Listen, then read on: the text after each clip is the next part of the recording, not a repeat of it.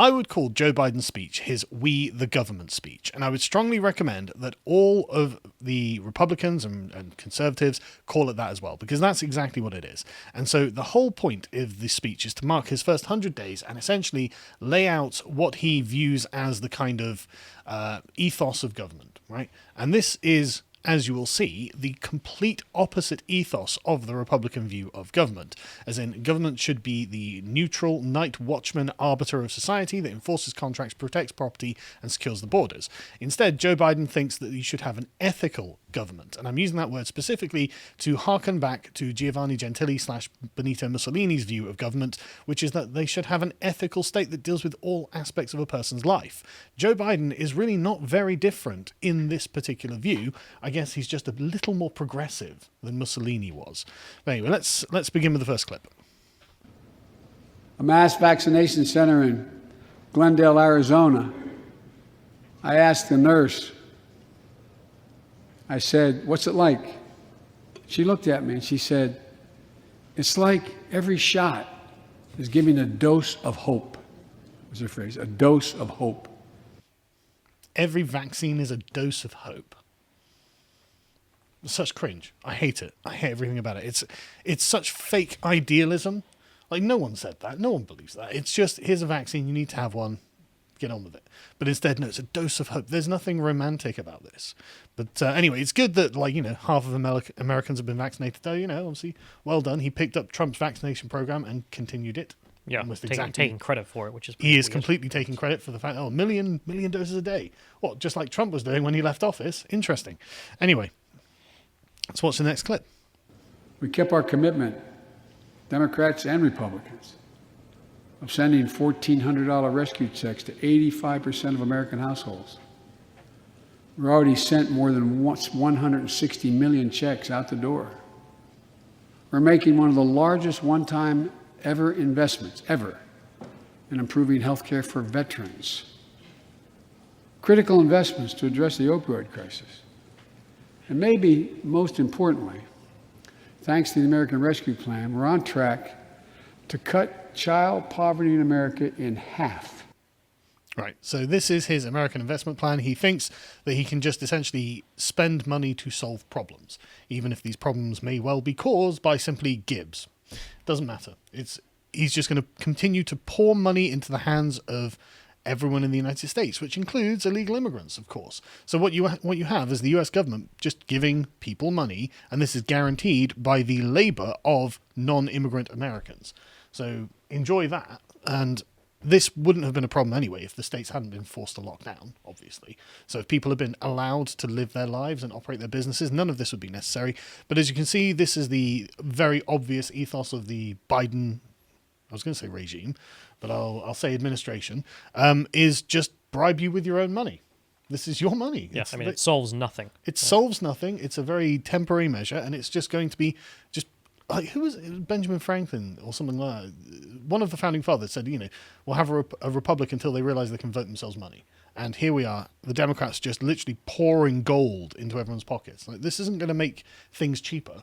This isn't going to improve things. Well, it doesn't help stuff. The thing that would help things is opening back up and getting people back to work. So then you have jobs and prosperity and all the rest of it, and you can grow, not just surviving on whatever the government gives you back from your paycheck that it took. Yeah, but not only that, it's going to be one of those things where it's like people become dependent on the source of revenue. And if the source of revenue becomes the government, then people become dependent on the government, which creates a mandate for the government to take care of its new wards. Who else is going to look after them? No one else is going to look after them. We've got to look after them. And you've got to pay for it. Let's go for the next clip. I will not impose any tax increase on people making less than $400,000. But it's time for corporate America and the wealthiest 1% of Americans to just begin to pay their fair share. A recent study shows that 55 of the nation's biggest corporations paid zero federal tax last year. Those 55 corporations made in excess of $40 billion in profit. We're only going to affect 0.3% of all Americans by that action, 0.3%. And the IRS is going to crack down on millionaires and billionaires who cheat on their taxes. When you hear someone say they don't want to raise taxes on the wealthiest 1% or corporate America, ask them, Whose taxes you want to raise? Nobody's. I'd like to lower taxes generally across the board, and then correspondingly lower public spending would be nice. But this is the way that Joe Biden, whose taxes are you going to raise? We're going to raise someone's taxes, because this all has to, of course, be paid for. Now, corporations paying zero federal tax. Well, okay, but they still pay local and state taxes. And it's not good to tax people. Taxing things doesn't create prosperity. This is just an eternal economic truth. So you can see there from the rhetoric, he wants them to pay their fair share, a term that no one's ever able to define because it doesn't make any sense. Yeah. But the point there of them saying, okay, these guys should be paying 16 or whatever it is in the United States, and then they're paying zero. Well, this isn't a problem with the Republicans or the Democrats. It's a problem with both of them, actually. Yeah. So the fact that they will pay zero last year, they will pay zero the next year, the next year, the next year, because they have clever accountants and an unwieldy tax system the United States has. Yes, and they have loopholes. But more importantly, as California and New York have shown, if you punitively raise taxes on a specific rich demographic, they'll just leave. That's certainly true if you can actually get to tax them. But because of the situation in the United States, the criticism I have there is him saying, oh, we'll just tax the rich corporations who are paying zero. They'll pay zero next year as well. They'll find a way to do it. Yeah. So you won't be able to tax them. You'll have to tax the middle class. Or they'll leave. They will take the business they have there and outsource it somewhere else, and you won't get any of that money. They'll put the HQ in Ireland or something. Exactly. That's exactly why, But the middle class won't be able to do that. Exactly. So the money that they're expecting to raise from the top 1%. Now, I'm no particular defender of billionaires or anything. I don't care. Tax them as much as you want. But there are consequences to this, as left-wingers have found out over and over and over throughout history as this has been done. And it's currently being done in places like California and New York. And yet Joe Biden is still here going, well, we're just going to persecute the 1% with their taxes.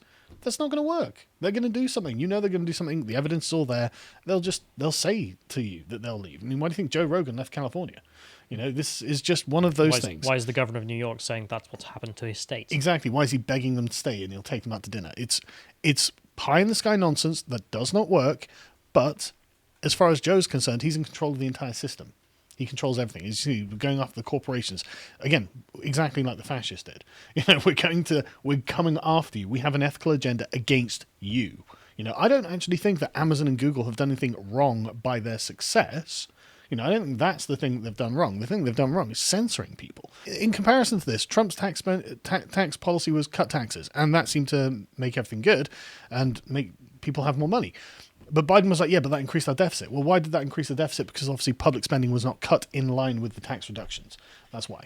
But of course, public spending now is just the name of the game, which is in fact what the next clip is. That's why I proposed the American Jobs Plan, a once-in-a-generation investment in America itself. This is the largest jobs plan since World War II.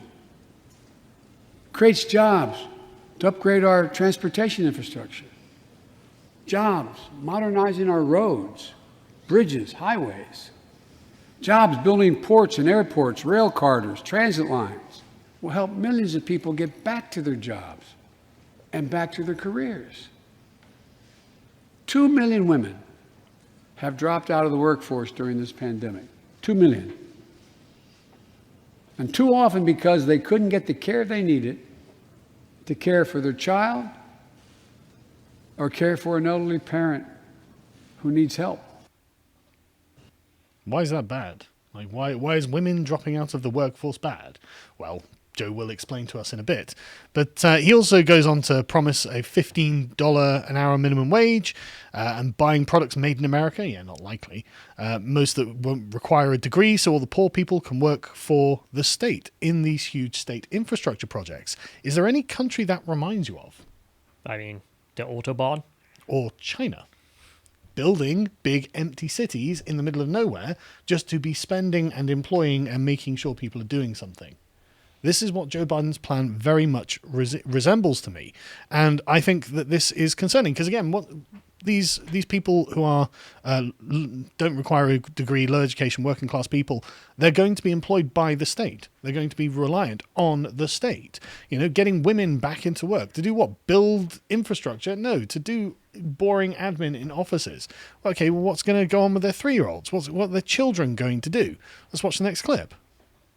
12 years is no longer enough today to compete with the rest of the world in the 21st century. That's why my American Families Plan guarantees 4 additional years of public education for every person in America, starting as early as we can. The great universities in this country have conducted studies of the last 10 years. It shows that adding 2 years of universal high-quality preschool for every 3-year-old and 4-year-old, no matter what background they come from, puts them in the position to be able to compete. When you add 2 years of free community college on top of that, you begin to change the dynamic. 3 years old, and they should be at school. 3. They're just learning to speak at that age. Like they're just forming sentences at that age. Like my son's 6. I don't want him being at school at 3.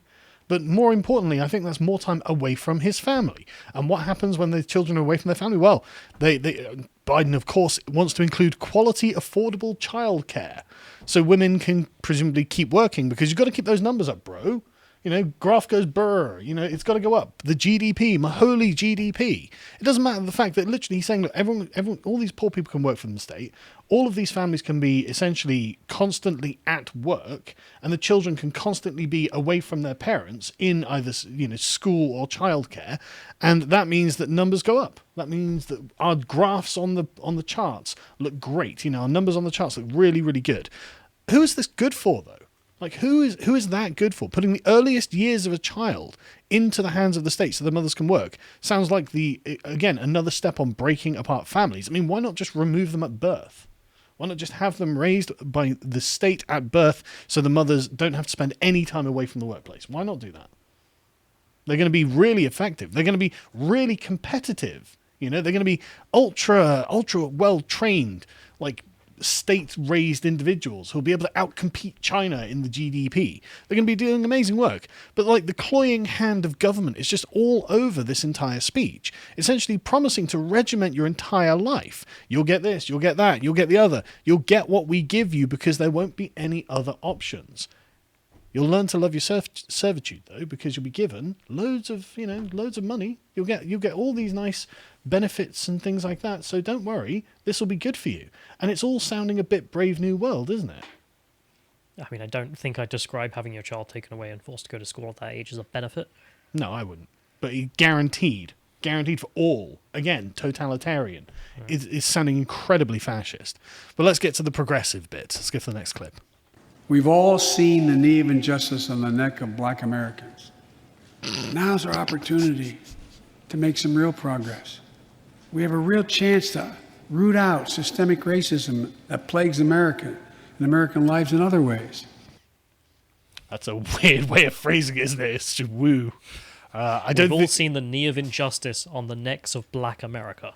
I mean, what a formulation. But systemic racism can't be solved with more government gibs, Joe. That's why you're in the position that you're in the first place, in fact. But anyway, we can't talk about the problem there, so let's move on to the LGBT solutions. I also hope Congress will get to my desk the Equality Act to protect LGBTQ Americans. For all transgender Americans watching at home, especially young people, you're so brave. I want you to know your president has your back. Okay, so that's less than 1% of the population placated, but 90% of Twitter. And so, yeah, I mean, I don't even know what he plans to do with that, to be honest, but you can imagine where this is going to go. It's going to be mandating that there are no gendered spaces anymore.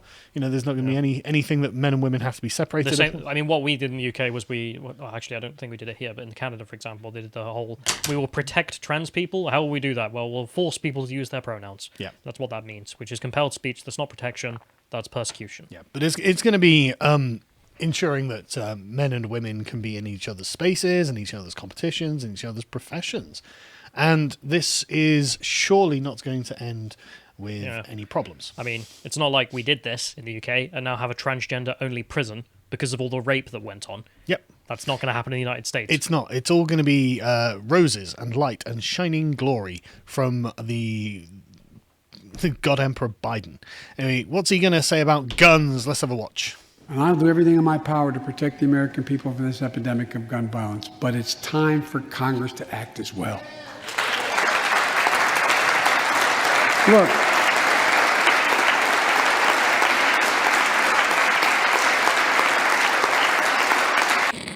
love the mask. But I love his expression. Look at his face. Ted Cruz is so utterly unimpressed. So basically, he's going to ban assault weapons and high-capacity magazines, saying things like, a deer wearing Kevlar vests. That's not why you have guns, Joe. The stormtroopers of the newly born progressive fascist state might have Kevlar vests, which is why people want to be armed, because it looks like you actually have a plan to take over every aspect of life in the United States, and it's kind of concerning to me, and I'm not even in the United States. I'm concerned about this anyway.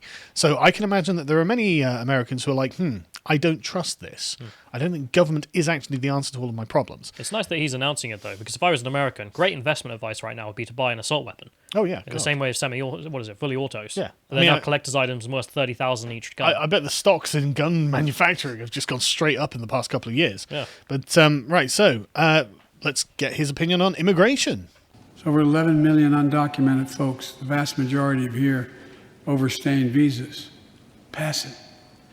We can actually, if you actually want to solve a problem, I've sent a bill to take a close look at it. We also have to get at the root problem of why people are fleeing, particularly to our southern border from Guatemala, Honduras, and El Salvador. The violence, the corruption, the gangs, the political instability, hunger, hurricanes, earthquakes, natural disasters. When I was president, when I was vice president, the president asked me to focus on providing help needed to address the root causes of migration. Okay, but the root causes of migration aren't actually acts of God. They're not like... South America is not just a constant roiling battle of thunderstorms and volcanoes and, and just murderous gangs. I mean, there are obviously those things. But, the reason that they come, and we know because they were interviewed and they were asked, is because you said that you would let them in. And why are they coming? Well, as he says elsewhere in the speech, America is an idea. It's an idea. Yes, it's an English idea. And they're coming for those Anglo-Saxon political traditions because they think that Joe will let them in. It's not because of natural disasters or climate change or any of this other nonsense. And they tell us as much. When they're phoning on their iPhones to the people back home saying, I've made it. They're not like... Joe Biden seems to think of them as just savages who are just in the rainforest and there's a volcano explodes and the dinosaurs come out of the foliage and there's like, God, run to America. It's the only place we'll be safe. It's like, Joe, you have a really condescending view of the lost world of South America. Anyway. So why is he doing all of this? And he lays this out very, very clearly in this clip. America's moving forward, but we can't stop now. We're in competition with China and other countries to win the 21st century. We're at a great inflection point in history. We have to do more than just build back better. We have to build back better. We have to compete more strenuously than we have. So he sounds like a fascist version of Elmer Fudd, who is engaging in this Darwinian competition of nations. And what else is there? This is exactly how this sounds, isn't it? We have to build back better. No, we have to build back better. Okay. Build back better, folks. But he's espousing exactly the same philosophy as Hitler and Mussolini when he says these things. And in fact, he spent a lot of time with fascist dictators, as he brags about in the speech. And this is one of the things. You can see that all of this is because of the philosophical influence of Xi Jinping, as we see. We can't be so busy competing with one another that we forget the competition that we have with the rest of the world to win the 21st century. Secretary Blinken can tell you, I spent a lot of time with President Xi. Traveled over 17,000 miles with him. Spent, they tell me, over 24 hours in private discussions with him. When he called to congratulate him, we had a 2-hour discussion. He's deadly earnest about becoming the most significant, consequential nation in the world. He and others, autocrats, think that democracy can't compete in the 21st century with autocracies because it takes too long to get consensus. And there we go. That's why he's doing this. He thinks that democracy can't compete. He wants to prove that democracy can compete with the sort of speed that autocracies can change their opinions on. And he's expanding the reach of the government across the entirety of American society to be able to do this. And he talks about this a lot. Let's watch the next one. I've made it known that America's back. And you know what they say? The comment I hear most of all from them? So they say, we see America's back, but for how long?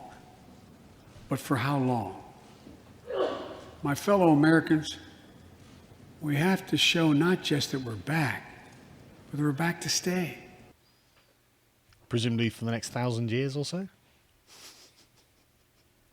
God, that was funny. Yeah, it was all right. He also claims he's leaving Afghanistan and that he's going to stand up to China, which I find particularly unbelievable. Let's watch. America will stand up to unfair trade practices that undercut American workers and American industries, like subsidies from state to state-owned operations and enterprises, and the theft of American technology and intellectual property. I also told President Xi that we'll maintain a strong military presence in the Indo-Pacific, just as we do for NATO and Europe. Not to start a conflict, but to prevent one. Do you have faith in Biden's ability to make sure that China doesn't undercut American workers by enslaving them? Well, he's referencing Taiwan there. I assume so. Well, I don't know. He's not entirely clear. I mean, he says he was speaking to Xi Jinping. Well, no, the point that he wants the Navy and the thick presence in China. Oh, Yeah. yeah, but it's about Xi Jinping's expansionist policies that he's referring to. But the question of labor, I think, is an important one, because this is the problem with doing business with China, is that they don't care about their people.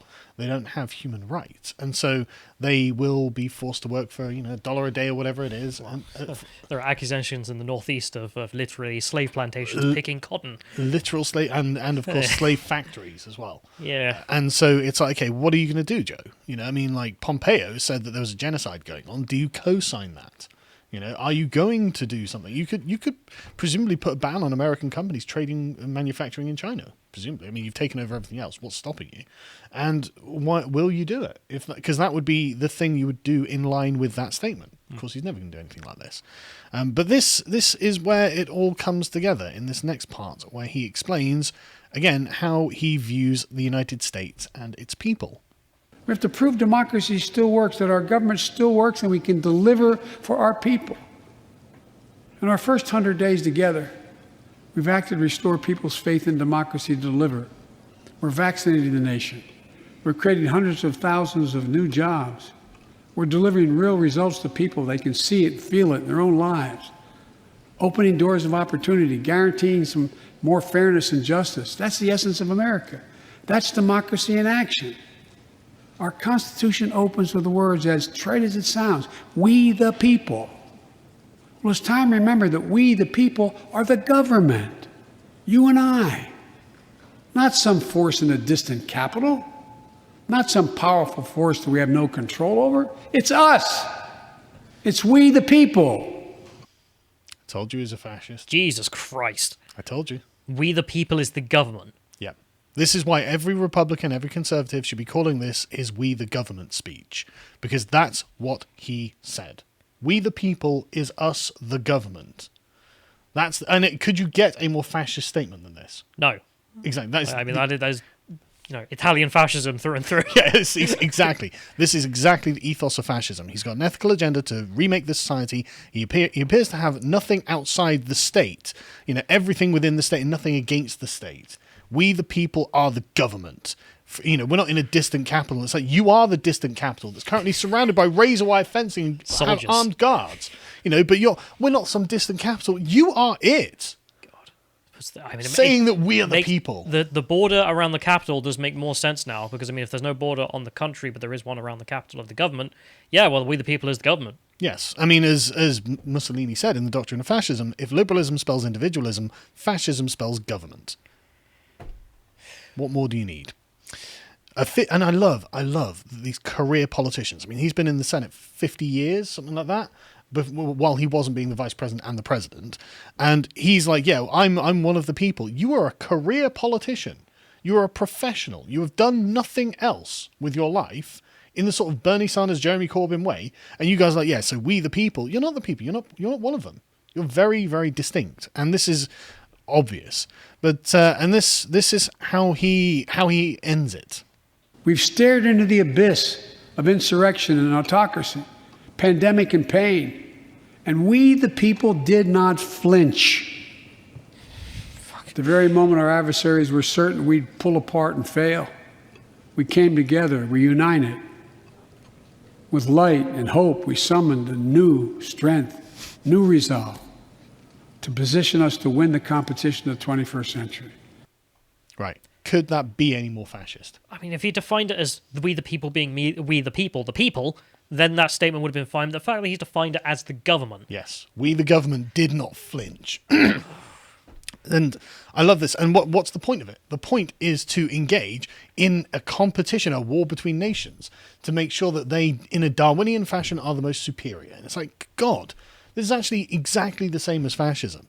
I've got to hurry up a bit, but so this is just, what Orwell's view of doublethink was. And I just want to frame this, the media response, or at least CNN's response, in this way.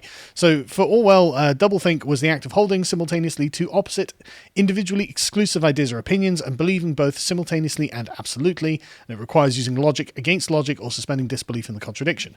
Then that's a good summary of what Orwell defined doublethink as, which, again, we the people means us the government. That's a good example of this, right? But an even better example of this is this CNN article here, right? Look at this headline. Joe Biden showcased his moderate radicalism in his big congressional address. The hell does moderate radicalism mean? It's a meme. I mean, radical centrism is a meme. It's ridiculous. Okay. But again, you cannot have moderate radicalism. Moderate means, without great distinction from the norm, and radical is obviously a systemic change. So what are you talking about? But this is CNN. They want you to engage in doublethink now. They are going to use INGSOC's policies of propaganda to make you and make Biden supporters believe that this is the case. We won't go through this article because we're running low on time, but essentially they summarize it as Reaganomics in reverse. When Reagan said, the government is not the solution to our problem, government is the problem, Joe Biden has reversed this. So government is not the problem, government is the solution to the problem. I'm not a fascist, says Joe Biden. It's not even that. We the people is the government. Yeah. That's what we the people is. And, of course, government is the solution. And they have an ethical agenda to remake society, to make sure that the American who now is in school and, labouring, essentially, from the age of 3 till they finish their degrees, before they go into a job working for the state, in order to make sure that American GDP is higher than China's GDP. Because I saw some clips floating about, but I'm really surprised I didn't see that clip being the main clip. That should be in front of everyone's faces. Yeah, it's insufferable. I hope Tucker Carlson does a segment where he's essentially saying the same thing. Because the Americans, all of the Republicans need to have this singular narrative. Biden has declared himself to be a fascist. I mean, we the people as the government. Yes, that is an unreal thing to say. That should never have been said by an American president. If you enjoyed this segment from the podcast of the Lotus Eaters, you can watch the full broadcast live every weekday at 1 p.m. UK time on lotuseaters.com.